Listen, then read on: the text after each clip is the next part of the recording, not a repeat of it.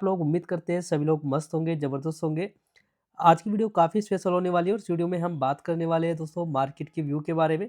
क्योंकि दोस्तों हमने आपको 60,000 के लेवल्स के ऊपर, ठीक है, जो मैं पिछली वीडियो बनाकर गया था, मैंने आपको बोला ही था कि भाई 60,000 के ऊपर हम बहुत ईज़ी तरीके से नहीं जाने वाले हैं, ठीक है। तो मैंने आपको ये भी बोला था कि भाई 60,000 के लेवल्स के आस-पास में आपको एक गिरावट देखने को मिल सकती है, जो कि जस्ट अभी आपको 2 डेज़ से गिरावट आपको देखने को मिली है, ठीक है। अगर हम कल की बात करें तो कल 270 पॉइंट के साथ में एक अच्छी गिरावट दोस्तों मिड कैप में देखने को मिली है, ठीक है। मैंने आपको पहले ही बोला था कि 60,000 के लेवल्स दोस्तों यहाँ पर जब मार्केट यहाँ कहीं था, मैं अभी आपको बता देता हूँ, जब मार्केट इस स्विंग के हाई के आस-पास में था, ठीक है। तो मैंने आपको बोला था यहाँ पर जो ब्रेकआउट होगा, ब्रेकआउट होने के बाद में मार्केट हमारा 60,000 को टच करेगा और 60,000 के ऊपर भी मार्केट जाएगा ही। जैसे ही मार्केट ने दोस्तों 60,000 के लेवल तोड़े तो 60,000 के लेवल्स के ऊपर मार्केट जाने लगा। जैसे काफ़ी सारे रिटेलरों को मैंने आपको बताया भी था कि काफ़ी सारे रिटेलर यहाँ पर फँसने वाले हैं। क्यों फँसने वाले हैं? क्योंकि उनको लगेगा कि 60,000 के लेवल दोस्तों यहाँ पर मार्केट जो है वो क्या करने वाला है, मार्केट यहाँ से दोस्तों उसको निकालने वाला है, यानी कि ब्रेकआउट करने वाला है, ठीक है। क्योंकि मैंने आपको 1 वीक के टाइम फ्रेम पर बताया था। अब यहाँ पर आप 1 वीक के टाइम फ्रेम पर देखोगे, ये देखिए, जो यहाँ पर रिटेलर ट्रैप हुए हैं। अभी मैं आपको बता देता हूँ, क्योंकि यहाँ पर जो चीज़ें हैं ना, बड़ा प्लेयर जो है, मैंने पहले भी आपको बड़े प्लेयर के बारे में बात बताई थी। यहाँ पर मल्टीपल टाइम दोस्तों हमें रिजेक्शन देखने को मिले हैं मार्केट के अंदर। जब मार्केट 60,000 की रेंज में आया है, वहाँ से दोस्तों गिरावट ज़रूर देखने को मिली है। तो यहाँ पर काफ़ी सारे लोग दोस्तों इस उसमें थे कि भाई गलती में, कि भाई यहाँ पर जो है काफ़ी टाइम बाद हम यहाँ पर दोस्तों ये जो लेवल्स है वो फेल हुआ। और अब की बार होगा क्या, यहाँ पर दोस्तों बड़े टाइम फ्रेम पर एक ब्रेकआउट आ सकता है, जो कि ब्रेकआउट देखने को भी मिला था।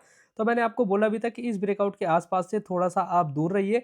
पहले यहाँ पर एक अच्छी सस्टेनेबिलिटी बनने दीजिए, उसके बाद में सस्टेनेबिलिटी बनेगी, अगेन यहाँ से दोस्तों एक रॉकेट वाले मोमेंटम्स आपको देखने को मिल सकते हैं, ठीक है। तो मैंने पिछली ही वीडियो में आपको बताया था और हर दिन मैं आपको दोस्तों mid cap, small cap, Nifty के बारे में दोस्तों आपको बताता रहता हूँ।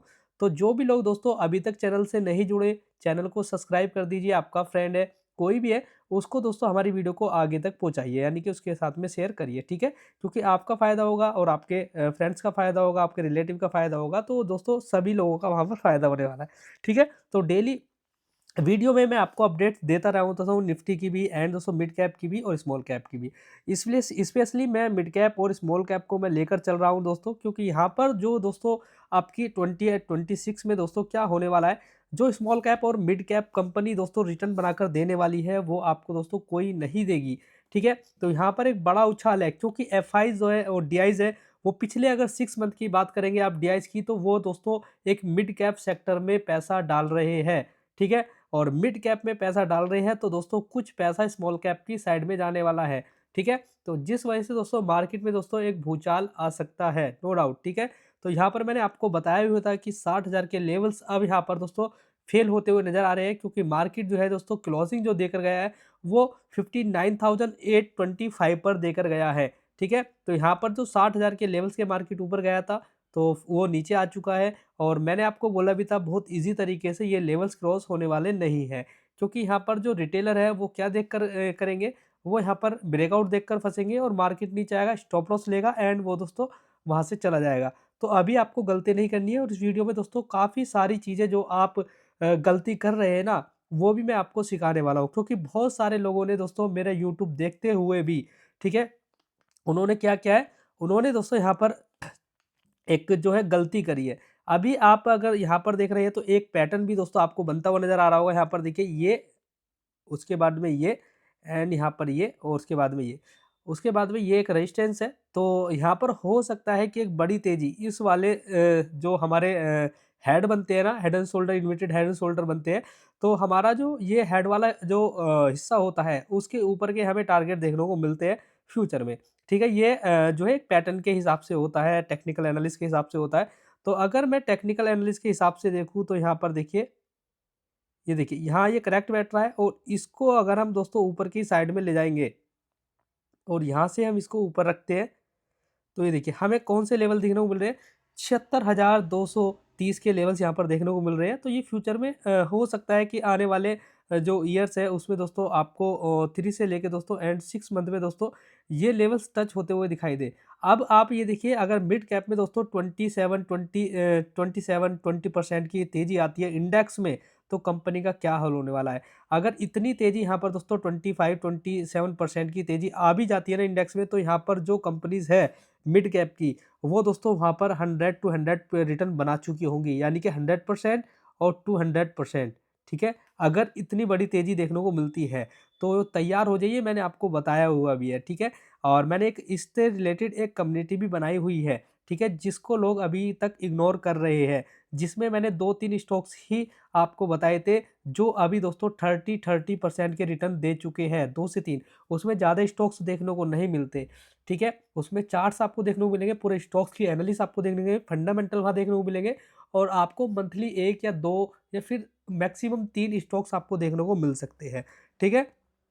तो अगर आप आना चाहते हैं, सभी लोगों को पता है 8445125540, ठीक है? अब मैं ये 8445125540 ये मेरा व्हाट्सएप नंबर है, आप इस पर हाय हेलो लिखकर भेज सकते हैं। अब चलिए मैं आपको एनालिसिस बता देता हूँ, ठीक है? ये तो थी हमारी मिड कैप की एनालिसिस। अब मैं आपको जो गलती आप कर रहे हैं ना, उन गलती से मैं आपको दोस्तों यहाँ पर थोड़ा-सा जो है वो दिखा देता हूँ कि क्या गलती। एएस के आर्क्स ऑटो देखिए, पहले मैं आपको चार्ट दिखाऊँगा आर्क्स ऑटो एंड यहाँ पर अगर आप देखोगे तो ये देखिए, इस कंपनी में मान लीजिए मैंने इसकी एनालिसिस करी है, ठीक है? अब एनालिसिस करने के बाद में दोस्तों यहाँ पर क्या है, जो स्टॉक्स है वो गिर भी सकता है और वो ऊपर भी जा सकता है, नो डाउट, ठीक है? अगर आपका व्यू इन्वेस्टमेंट का है, बहुत सारे लोग यही गलती कर रहे हैं। उनका जो व्यू है वो लॉन्ग टर्म का है, ठीक है? और वो कैसी कंपनी चूज़ करते हैं, मतलब मैं अगर बता भी रहा हूँ तो आँख मीच कर बिलीव मत कर लेना, और ना ही ये दोस्तों वीडियो कोई सेल बाय रिकमेंडेशन है। जस्ट आपको सिखाने की मैं कोशिश कर रहा हूँ कि आपको करना क्या चाहिए। पहले जब आप चार्ट खोलेंगे तो चार्ट को एक लॉन्ग टर्म दोस्तों टाइम फ्रेम पर आपको देखना होगा कि चार्ट किस तरीके से ट्रेड कर रहा है। अब इसके लिए आपको अगर कुछ रीडिंग्स नहीं आती है, चार्ट की रीडिंग्स नहीं आती है, तो उसका स्ट्रक्चर आपको देखना है और आपको 3 ईएमएस लगाने हैं, जो मैंने यहाँ पर आपको लगाकर दिए हुए हैं। यहाँ पर मैंने 10 ईएमए और 20 ईएमए और दोस्तों 50 ईएमए को दोस्तों मैंने यहाँ पर लगाया हुआ है। ये एक ट्रेंड को दोस्तों बताता है, 10 ईएमए, 20 ईएमए, 15 ईएमए। अब आपको ये डिसाइड करना है कि भई जो हमारा स्टॉक्स है, जब वो एक लॉन्ग टर्म टाइम पर किसको फ़ॉलो करता है, तो आप इस स्टॉक्स को देखोगे, आर्क्स ऑटोमोटिव को। ये तो यहाँ पर आप देखिए, ये जो स्टॉक्स है वो दोस्तों हमारे 2 ईएमएस को फ़ॉलो करता है। कभी-कभी क्या होता है, ये इसके नीचे चला जाता है, बट फिर उसके बाद में रिकवरी करता है। अब इसी तरीके से हमें पहचानना होता है कि स्ट्रक्चर क्या है, ठीक है? वो आप लॉन्ग टर्म में देखो तो 1 वीक पर, उसके बाद में मिड टर्म पर देखो तो 1 डे को आप देख सकते हैं। ठीक है? अब आपको पता लगा कि भई मेरा जो स्टॉक्स है वो दोस्तों तीनों ईएमएस को फ़ॉलो करता है, ठीक है? और जब ये दोस्तों हमारे 15 ईएमए के आस-पास में आता है, तो एक दोस्तों वहाँ से बुलिश रैली भी देखने को मिल सकती है। अब जो स्टॉक्स है वो दोस्तों पिछले 3 दिनों से दोस्तों 3 वीक से जो हमारे 10-20 को ब्रेक कर चुका है, अब बारी है दोस्तों 50 की। अब 50 की जब बारी है तो यहाँ पर जब पैनिक आएगा, इसके नीचे ही आ सकता है पैनिक, नहीं तो ये दोस्तों यहाँ से बाउंस बैक ले सकता है। अब आपको स्ट्रैटेजी अपनानी है कि भई इस कंपनी में जब हमें इन्वेस्टमेंट करना है तो ये हमारा दोस्तों ट्रिगर पॉइंट है। तो जब आपको दोस्तों यहाँ पर मान लीजिए आपको 400 क्वांटिटीज़ यहाँ पर दोस्तों ऐड करनी है, तो आप दोस्तों फर्स्ट टाइम में दोस्तों यहाँ पर 50% क्वांटिटी ऐड करेंगे, ठीक है? अगर इसके नीचे स्टॉक जाता है, ठीक है? फिर आप क्या करेंगे, थोड़ा-थोड़ा और ऐड आप कर सकते हैं। ये एक लॉन्ग टर्म, मिड टर्म के लिए स्ट्रैटेजी मैं आपको बता रहा हूँ, इस तरीके से आपको करना है, ठीक है? लोग क्या करते हैं, लोग बाग करते हैं कि भाई मैं कुछ नहीं देखते और वो इन्वेस्टमेंट कर देते हैं और कहीं से इधर-उधर से स्टॉक्स उनको मिला और उन्होंने उठा लिया, ठीक है? अब स्ट्रक्चर आपको पता नहीं है कि भाई उसका चार्ट नहीं खोला, आपने कुछ नहीं देखा, बाकी आप अपने ऐप में गए और वहाँ पर स्टॉक्स का नाम सर्च करा, उसको बाय कर लिया। ना आपको मतलब है उसके फंडामेंटल से, ना उसके प्रॉफिट एंड मार्जिन से, ना उसके दोस्तों नेट प्रॉफिट से, उसकी नेट ग्रोथ से आपको कुछ मतलब नहीं है कि वो स्टॉक दोस्तों उसका पी रेशो क्या है और उसका दोस्तों आपको, ठीक है? तो इस तरीके से आपको जो अपना स्ट्रक्चर है वो आपको पकड़ कर चलना है। अगर बिना स्ट्रक्चर पकड़े आप जाओगे तो भाई लॉस खाने वाले हो, ठीक है? और जिन स्टॉक्स को मैंने फ्यूचर में दोस्तों आपको एनालिस्ट नहीं बताया, वो भी आप दोस्तों अपने पोर्टफोलियो में रख रहे हो। ऊपर से वो 30% 40% क गिर जाता है, फिर उसके बाद में आप उसके फंडामेंटल मेरे से चेक कराते हो कि सर देखना इसका चार्ट क्या है, फ्यूचर में ग्रोथ दे सकता है। फिर मैं उसके फंडामेंटल चेक करता हूँ, चार्ट चेक करता हूँ, तो मुझे वहाँ पर दोस्तों कुछ नज़र नहीं आता, वहाँ पर मुझे अंधेरा ही नज़र आता है। ठीक है? फिर वो सारी चीज़ें मैं अगर आपको बोलता हूँ तो फिर आप बोलते हो सर सॉरी गलती से मैंने ये देख लिया था। अब मैं आपको यहाँ पर एनालिसिस आपने देखी, स्ट्रक्चर आपने देख लिया है, ये कोई भी स्टॉक्स हो सकता है। आक्स ऑटोमोटिव मैं आपको एग्जांपल के लिए ले रहा हूँ, ठीक है? ये कोई भी स्टॉक्स हो सकता है। अब मैं इसके फंडामेंटल चेक करूँगा, तो फंडामेंटल के लिए मुझे क्रोम ब्राउज़र या कोई भी ब्राउज़र पे जाना है और वहाँ पर स्कैनर डॉट इन करके स्कैनर है, उसको ओपन कर लेना है। अब सबसे पहले आपको जो कंपनी देखनी है, उसका मार्केट शेयर देखना है, मार्केट कैप यानी कि इसका है 9,537 करोड़, यानी कि एक अच्छा खासा दोस्तों यहाँ पर ये पैनी कंपनी नहीं है, एक अच्छी खासी कंपनी है। कंपनी किस फील्ड में काम करती है? तो कंपनी एक ऑटो सेक्टर में काम करती है, ठीक है? ब्रेक शू वगैरह ये कंपनी बनाती है। तो आपको ये देखना है कि भाई जिस कंपनी की मैं एनालिसिस कर रहा हूँ, जिसको मैं बाय करने का उसका प्लान बना रहा हूँ लॉन्ग टर्म में, तो उसके फ्यूचर क्या हो सकते हैं। अब आक्स ऑटोमोटिव का आपको प्रोडक्ट देखने हैं कि भाई प्रोडक्ट किस तरीके से है, क्या फ्यूचर में इसकी डिमांड बढ़ सकती है या फिर कंटिन्यूअसली बनी रह सकती है, वो सारी चीज़ें आपको एक्सपेक्टेड करनी है। अब जो है आपको क्या करना है, उसका अबाउट सेक्शन पढ़ना है तो ठीक है, और आपको ये भी देखना है कि भाई जो ऑटो सेक्टर है, वो क्या ईवी में अगर कुछ बदलाव होते हैं तो ये कंपनी ईवी में ट्रांसफ़र हो जाएगी या नहीं होगी, वो सारी चीज़ें भी आपको देखनी है, ठीक है? तो उसके बाद में मैं आपको 1 मिनट वेट करना। ठीक है। अब उसके बाद में हमें सबसे पहले देखना क्या है? सबसे पहले हमें क्वार्टर के रिज़ल्ट देखने हैं। क्वार्टर के रिज़ल्ट से आपको कंपनी पर थोड़ा-सा कॉन्फिडेंस आ जाएगा कि कंपनी बिक्री कैसी कर रही है।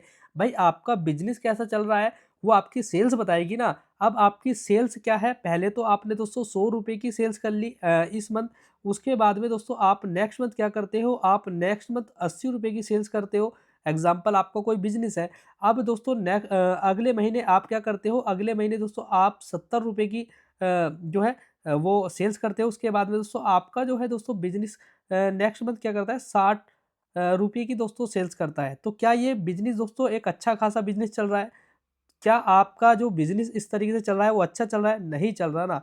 तो ये सरासर गलत है और यही चीज़ें आपको देखनी होती है। मैं बारीकी से समझाता हूँ और बहुत अच्छी तरीके से समझाता हूँ। जो लोग मेरे से दोस्तों काफ़ी टाइम से जुड़े हैं वो इन गलतियों को करना जो है भूल गए हैं बिल्कुल, ठीक है? उन्हें पता है दोस्तों हमें क्या करना है।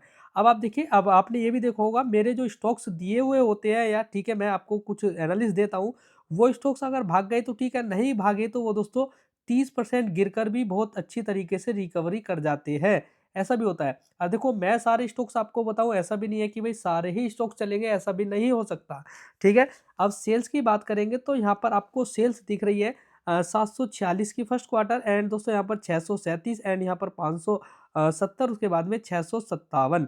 अब आपको ये देखना है कि क्वार्टरली इसकी सेल्स जो है बढ़ रही है, नहीं बढ़ रही है, तो आपको यहाँ पर देखना को मिल जाएगा। तो ये देखिए क्वार्टरली इसकी जो सेल्स है वो दोस्तों बढ़ रही है, यानी कि बीच में कभी ज़्यादा नंबर हो जाते हैं पर कभी घट भी जाते हैं, पर ऐसा नहीं लग रहा कि भाई घटती हुई नज़र आ रही है, ठीक है? तो यहाँ पर जो सेल्स है वो बढ़ रही है। अब आपको कंपनी का जो जो सबसे मेन चीज़ जो देखनी है वो देखना है दोस्तों आपको ऑपरेटिंग प्रॉफिट मार्जिन, यानी कि ऑपरेटिंग प्रॉफिट मार्जिन जो है दोस्तों काफ़ी अच्छा दोस्तों आपको बता सकता है। इसके ऑपरेटिंग प्रॉफिट मार्जिन जो है वो 13% के है, काफ़ी अच्छे हैं। अब इसके एक्सपेंसेस आपको देखने हैं, कंपनी का खर्चा कितना है।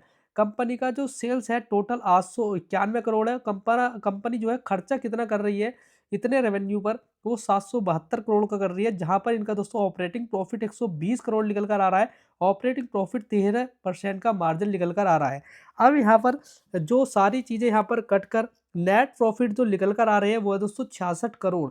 अब मेन चीज़ आपको नेट प्रॉफिट पर ही समझेगी कि भाई कंपनी दोस्तों इतनी सारी सेल्स कर इतने सारे खर्चे कर ठीक है, सारी चीज़ें कर दोस्तों नेट प्रॉफिट कितना निकाल पा रही है। तो नेट प्रॉफिट 49 सीआर, एंड नीचे की बात करोगे तो यहाँ पर 29 सीआर, 23, 35, 41, 50, 48। तो यहाँ पर आपको नहीं लग रहा कि कंपनी जो है दोस्तों अपनी सेल्स को सॉरी नेट प्रॉफिट को इंक्रीज कर रही है। ये देखिए 66 करोड़, 58, 66, 67, और यहाँ कितना था 49, यहाँ 29, 23 था, और यहाँ पर आप देख सकते हैं 66, ठीक है? तो कंपनी जो है ग्रोथ कर रही है। अब यही सारी चीज़ें आपको ईयर ऑन ईयर पर देखनी है, ठीक है? ईयर ऑन ईयर पर इसकी जो ग्रोथ है वो कैसी है। अब ईयर ऑन ईयर पर आप बिल्कुल क्लियर समझ जाओगे कि भाई कंपनी ग्रोथ कर रही है। ये देखिए मान लीजिए इसने 1785 करोड़ की सेल्स करी और नेक्स्ट ईयर ने देखिए 1645 की करी, ठीक है? ये कोविड वाला टाइम था, ठीक है? उसके बाद में आप देखेंगे 1544, उसके बाद में आप देखेंगे 2013 करोड़ की सेल, जो कि अब तक की सबसे हाईएस्ट थी। उसके बाद में 2555, और उसके बाद में आप यहाँ पर देख सकते हैं 2995, 3601 करोड़, ठीक है? तो ये सारी चीज़ें हैं। अब ऑपरेटिंग प्रॉफिट मार्जिन भी दोस्तों 12% के निकल कर आ रहे हैं, ये सारी चीज़ आपको देखनी है। उसके बाद में आपको नेट प्रॉफिट पर ये देखने को मिल जाएगा कंपनी दोस्तों सारी चीज़ें कर पैसा कितना है कंपनी के पास में, कितना प्रॉफिट बना रही है। तो नेट प्रॉफिट 114 करोड़ और यहाँ पर देखिए 248 257 करोड़, तो ये ग्रोथ है, डेफिनेटली ग्रोथ है। अब ये सारी चीज़ें आपको देखने के बाद में बैलेंस शीट पर देखनी है कि कंपनी के पास में पैसा है या नहीं। तो ये आपको रिज़र्व में देखने को मिलेगा 415 करोड़ से जो रिज़र्व है वो 1004 सीआर हो चुका है। 1000 करोड़ के ऊपर कंपनी रिज़र्व पर बैठी हुई है। कर्ज़े की बात करें तो कर्ज़ा ऑलरेडी सभी कंपनी पर होता है, पर इतना ज़्यादा भी नहीं होना चाहिए कि कंपनी इसको पे ना कर पाए। ठीक है? तो यहाँ पर अगर कर्ज़े की बात करें तो अभी टोटल 412 करोड़ का कर्ज़ा है जो कंपनी उसको अपने रिज़र्व में से दे सकती है, वो उसका कोई मैटर नहीं है। ठीक है?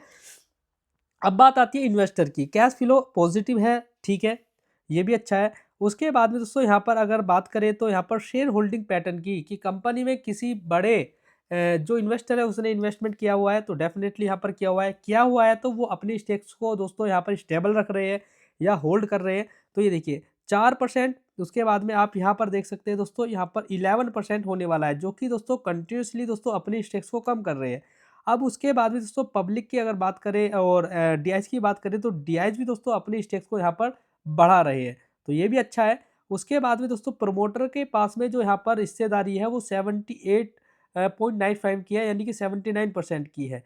तो ये 4% स्टेक्स को फ्यूचर में बेच सकते हैं, ठीक है, क्योंकि जो नियम है वो दोस्तों 75% की स्टेक्स आपके पास में होनी चाहिए, उससे ज़्यादा तो बेचनी पड़ेगी। अब ये 4% की स्टेक्स फ्यूचर में बेच सकते हैं। अब वो दोस्तों एफआईज खरीदे, डीआईज खरीदे, पब्लिक खरीदे, वो अलग मैटर है। ठीक है, ये आपको देखना होगा।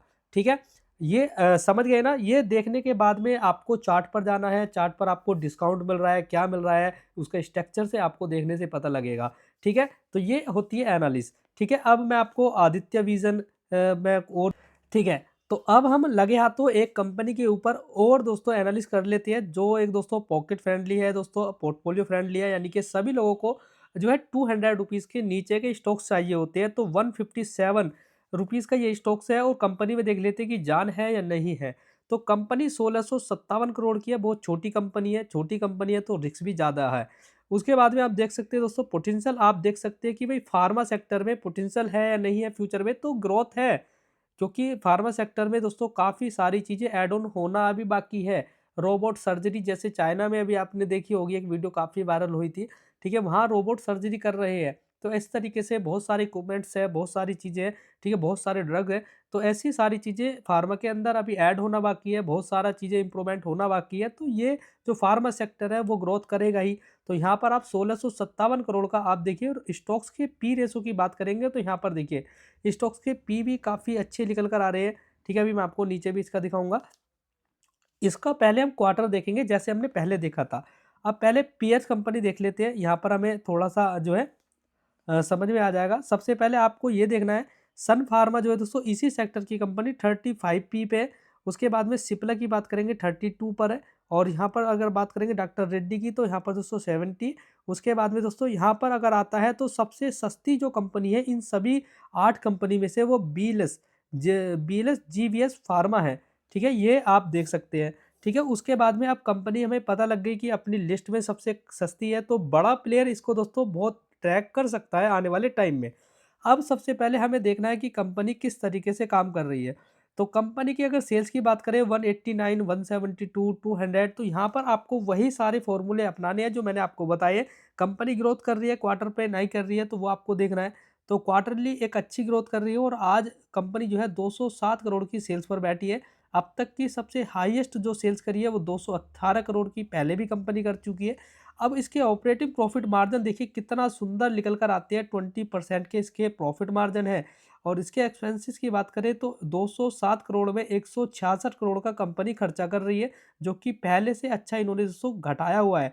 यहाँ पर देखेंगे अगर 181 करोड़, 176 करोड़, 177 है, और अब देखिए इसमें दोस्तों मोटा-मोटा अगर आप बात करेंगे सबसे हाईएस्ट नंबर हम लें तो 181 करोड़ का इन्होंने एक्सपेंस किया था, और अब कितना अच्छा इंप्रूवमेंट इन्होंने किया है। ठीक है, 177 किया, 177 से 166 किया। तो इस वजह से इनकी दोस्तों क्या है, ऑपरेटिंग प्रॉफिट मार्जिन जो है वो दोस्तों बढ़ जाएगा, और वो बढ़ेगा तो दोस्तों इनका जो नेट प्रॉफिट आएगा वो बढ़कर ही आने वाला है। ये देखिए, ठीक है?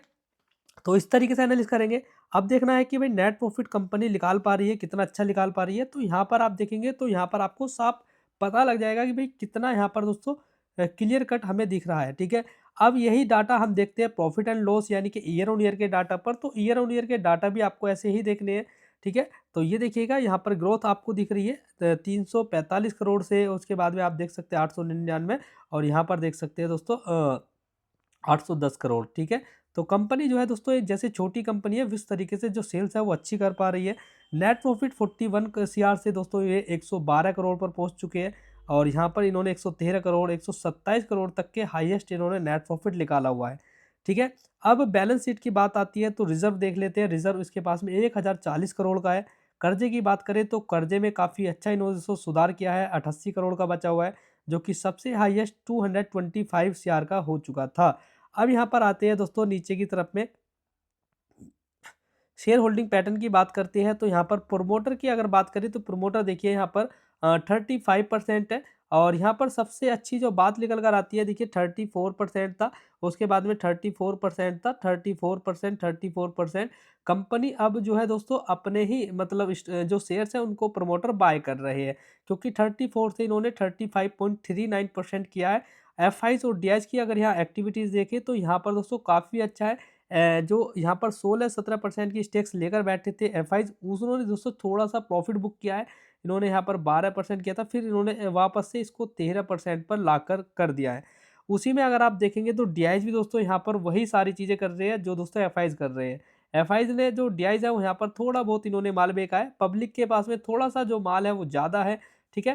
तो इसको आप एक बार स्टडी कर सकते हैं, ठीक है? तो ये एक पॉकेट फ्रेंडली स्टॉक्स है। अब आपको यहाँ पर क्या करना है, इसके चार्ट पर जाना है। यहाँ पर हम आ चुके हैं तो हमें क्या करना है, इसका देखो मैंने पहले भी एनालिसिस आपको बताया हुआ है, कितना अच्छा स्ट्रक्चर यहाँ पर बनते हुए नज़र आ रहे हैं, ठीक है? और यहाँ पर एक लेवल्स भी मैंने आपको दिया हुआ है। ये देखिए बीएलएस की अगर बात करें तो ये देखिए स्ट्रक्चर इसका थोड़ा-सा दोस्तों यहाँ पर काफ़ी ज़्यादा अट्रैक्टिव रहता है, क्योंकि बहुत अच्छा बाउंस बैक, बहुत अच्छी गिरावट, बहुत अच्छी तेज़ी यहाँ पर देखने को आपको शार्प देखने को मिल जाती है। अभी स्टॉक्स 100 रुपीज़ के आस-पास से आकर वापस दोस्तों जो हाई लगाए थे वो 190 रुपए के लगाए थे और वहाँ से जो गिरावट हुई है और एक अच्छे लेवल्स हमें यहाँ पर मिले हैं। ये देखिए अगर इसका हम रिट्रेसमेंट देखें तो यहाँ पर 50% के रिट्रेसमेंट स्टॉक्स करके 50% और 60% यानी कि 0.5 0.6 के लेवल से यहाँ से बाउंस बैक्स होता हुआ नज़र आ रहा है। अब यहाँ पर अगर देखें तो यहाँ पर गिरावट के बाद में एक कंसोलिडेट बनाता हुआ नज़र आ रहा है, जो कि दोस्तों यहाँ पर 4 से 5 वीक्स दोस्तों कंसोलिडेट किया है और स्टॉक्स दोस्तों 155 रुपीज़ के ऊपर विन 155 इसके ऊपर दोस्तों मुझे बुलिश स्ट्रक्चर नज़र आ रहे हैं। तो इसको एक बार स्टडी कर सकते हैं, क्योंकि ये जो स्टॉक्स है 150 यानी कि 200 रुपीज़ के नीचे एक दोस्तों अच्छी जो है पोजीशन बनाए हुए हैं। और देखिए ऊपर एक रेजिस्टेंस है जो कि दोस्तों मल्टीपल टाइम दोस्तों यहाँ पर एक बड़े टाइम फ्रेम पर पहले हाई लगाए थे, उसी से दोस्तों स्टॉक्स नीचे गिरा है, ठीक है। अब यहाँ पर आएगा तो ऊपर जाने के बाद में इस रेंज को अगर ब्रेकआउट करता है तो फ्रेश आपको दोस्तों ये स्टॉक जो है फ्यूचर में मेरे हिसाब से 220 और दोस्तों 250 मैं देख सकता हूँ। ज़्यादा बड़े टारगेट के लिए नहीं जाऊँगा। अगर 220 250 दिखता है, 250 दिखता है तो फ्यूचर में इसको अपडेट करेंगे और वहाँ पर देखेंगे कि 250 पर या 220 पर जाने के बाद में इसका जो प्राइस एक्शन है वो किस तरीके का है, उसके बाद में मैं आपको अपडेट्स करूँगा। तो एक बार इसको स्टडी कर लेना, ठीक है? और अपनी वॉच लिस्ट में आप इसको रख लेना। तो चलते हैं भाई लोगों, मिलते हैं नेक्स्ट वीडियो में, तब तक के लिए बाय बाय। जय हिंद, जय भारत।